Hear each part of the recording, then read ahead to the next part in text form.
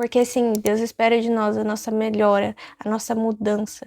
E Ele sabe que sem Ele isso não é possível. Então a minha oração é para que quando Deus olhar lá de cima para os filhos dos homens, Ele consiga ver o máximo de pessoas o buscando. Tanto eu quanto você que está assistindo, que Ele consiga enxergar a gente o buscando. E ainda... Oi gente, tudo bem com vocês? Sejam bem-vindos a mais um vídeo aqui no meu canal, onde eu compartilho com você aquilo que eu aprendo de Jesus na minha caminhada com Ele.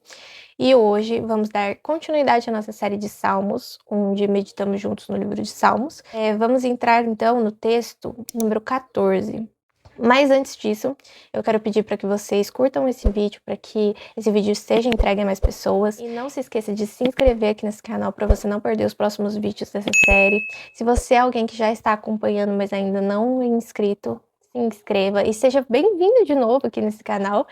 É uma alegria ter você aqui comigo. E comenta aqui pra mim saber aquilo que Deus está falando ao seu coração através desses vídeos. E eu demoro pra responder um pouco, mas eu respondo. Teve um comentário que eu vi que eu ia responder, mas a pessoa já tinha excluído, então eu não consegui responder, mas eu fiquei muito feliz, porque foi um comentário que disse que ia começar a acompanhar os vídeos aqui do canal, que ia pegar para estudar o livro de Salmos juntos, e isso me anima de verdade a continuar trazendo os vídeos aqui pro canal.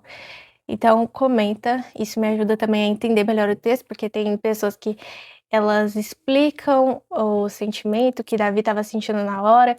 Então isso é muito legal, essa troca é muito boa. Mas, sem mais delongas, vamos ao vídeo de hoje. Salmo 14, para o mestre de música, Davídico. Versículo 1. Diz o tolo em seu coração, Deus não existe, corromperam-se e cometeram atos detestáveis. Não há ninguém que faça o bem. Como podemos ver mais uma vez, Davi está observando de perto o comportamento humano. E através dessa declaração forte de Davi, vemos que ele está olhando ao seu redor, as pessoas ao seu redor, e enxergando e analisando a atitude daqueles que escolheram viver como se Deus não existisse. Mas ao mesmo tempo ele diz algo muito interessante da parte de Deus, que eu queria compartilhar aqui com vocês. Versículo 2. O Senhor olha dos céus para os filhos dos homens, para ver se há alguém que tenha entendimento, alguém que busque a Deus. O entendimento que eu quero compartilhar com vocês é justamente o que eu pude refletir sobre essa passagem e esse texto. Enquanto Davi ele olha para o ser humano e vê os seus defeitos, as suas falhas, Deus, ele olha para o ser humano também, ele olha para os filhos dos homens, mas ele busca algo diferente. Ele busca aquele que o busca e aquele que tem um entendimento. E esse entendimento que está falando aí não é a sabedoria humana, não é o entendimento de como funciona o mundo, de como funcionam as coisas, mas sim o entendimento de quem é Deus e de quem somos nós em Deus. Uma pessoa que tem esse tipo de conhecimento, esse tipo de entendimento, ela busca mais a Deus, porque ela tem sede, ela tem dúvidas, ela tem perguntas, e ela sabe que em Deus ela vai encontrar respostas para tudo isso. Então, em Deus ela consegue se saciar. E somente em Deus a gente pode fazer isso, justamente pelo fato dele ser o nosso Criador. Mas olha o que ele continua dizendo aqui nesse texto. Versículo 3. Todos se desviaram, igualmente se corromperam. Não há ninguém que faça o bem, não há nenhum sequer. E Davi volta no texto, retornando, reafirmando aquilo que ele disse no começo, sobre os homens ser falhos, sobre eles se corromperem, que não há nenhum sequer que faça o bem. E aqui eu ouso dizer que ele pode sim estar se incluindo nisso, porque até então a gente não sabe em qual momento ou fase da sua vida ele escreveu esse texto, então não sabemos se foi pós o seu erro, o seu grande erro ou outros da sua vida, mas podemos ver que, apesar disso, Deus ainda olha com esperança, buscando aqueles que o buscam. E apesar das nossas falhas, Deus está também pronto para se aproximar de nós. E Ele sabe que sem Ele, essa mudança, essa transformação não seria capaz. Porque sim, Deus espera de nós a nossa melhora, a nossa mudança. E Ele sabe que sem Ele isso não é possível. Então a minha oração é para que quando Deus olhar lá de cima para os filhos dos homens, Ele consiga ver o máximo de pessoas o buscando. Tanto eu quanto você que está assistindo, que Ele consiga enxergar a gente o buscando. E ainda mais, além da gente, além de nós, que Ele veja pessoas que estão perdidas lá no mundo, mas estão querendo mais dele, estão pedindo, clamando mais dele. E que essas pessoas também sejam salvas. em Cristo Jesus. Amém? Então vamos continuar então para o versículo número 4. Será que nenhum dos malfeitores aprende? Eles devoram o meu povo como quem come pão, e não clamam pelo Senhor. Olhem, estão tomados por pavor, pois Deus está presente no meio dos justos. Vocês, malfeitores, frustram os planos dos pobres, mas o refúgio deles é o Senhor.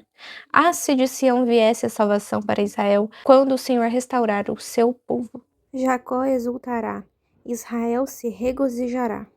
Gente, eu grifei o versículo 5, não foi por acaso. Deus me fez lembrar de uma história que se passa lá em Juízes 7, que fala sobre Gideão. Deus falando para Gideão: se você está com medo de atacá-los, desça ao acampamento com o seu servo Pura e ouça o que estiverem dizendo. Depois disso, você terá coragem para atacar.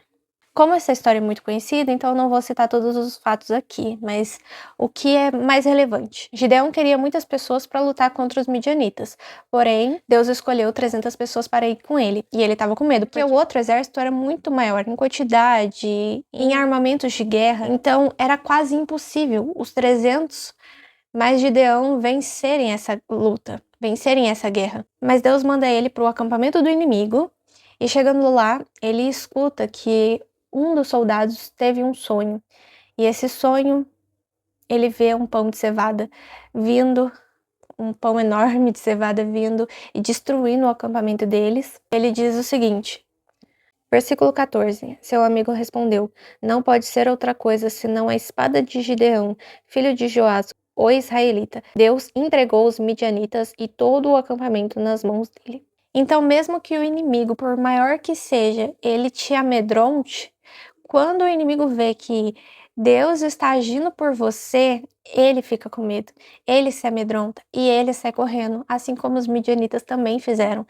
Logo após isso, Gideão chama os 300, separa eles em grupos e fala, vamos atacar hoje. Deus entregou eles a nós. E eles vão e atacam, mas Deus luta por eles e eles saem vitoriosos. Agora voltando para o Salmo, quando Davi diz no versículo 5, olhem, estão tomados de pavor, pois Deus está presente no meio dos justos, e no versículo 6, mas o refúgio deles é o Senhor, é isso que significa. O inimigo também vê, consegue observar quando Deus está agindo a seu favor e quando não está.